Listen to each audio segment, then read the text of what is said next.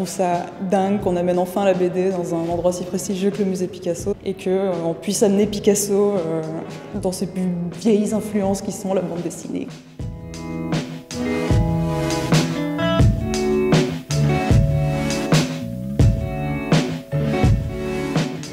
Donc je me suis dit, tiens, pour faire ces fresques, qu'est-ce que je vais y représenter? Moi, ce que j'aime, c'est montrer l'humain qu'il y a derrière l'homme.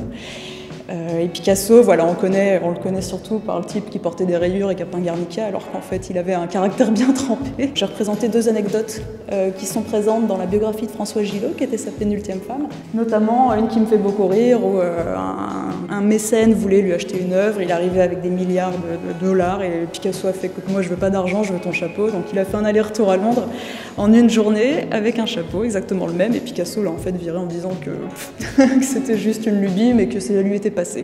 Et l'autre, j'ai plutôt attaqué le côté animal. J'adore les animaux, voilà, la phrase la plus stupide qui soit, mais il avait un attachement particulier aux tourterelles qu'il avait dans sa cuisine, qui en fait piaillaient dès qu'il commençait à devenir un peu trop nombriliste, et donc il engueulait ses invités à chaque fois en disant « mais regardez, elles au moins, elles arrivent à me faire taire », et j'adore, j'adore.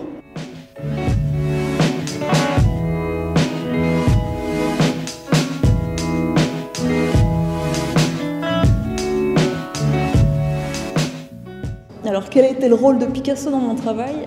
Il s'avère que j'ai des parents hispanophones, une mère prof d'espagnol et un voyage en Espagne tous les 2 ans, du coup, où effectivement Picasso était là depuis que je suis petite.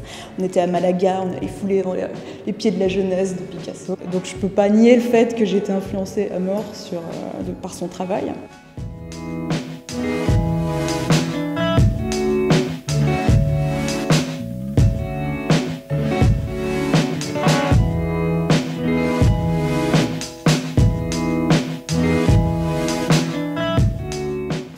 Si j'ai une œuvre favorite de Picasso, j'en ai plusieurs. Il a tellement été productif.